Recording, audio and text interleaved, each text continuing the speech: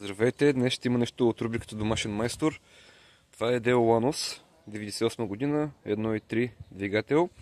Ще му сменя въздушния филтър.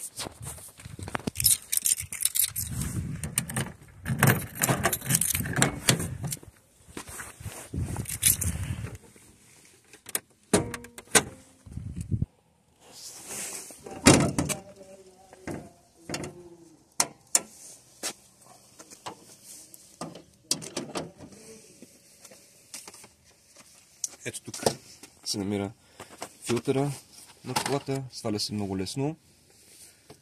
1, 2, 3, 4 метални щипки, за които не е необходимо инструмент да се отделят. Просто се натиска надолу горния край и щипките освобождават капака. Примахваме капака настрани, махаме стария филтър, който видно е за смяна. Ето го новия.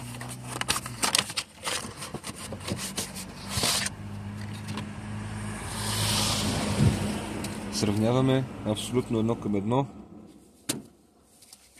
Поставя се с тясната част навътре. Уплътнението стои от горната част. Ето по този начин. Когато прилегне плътно от всички страни, натискаме капака и само прибутваме щипките отново навътре.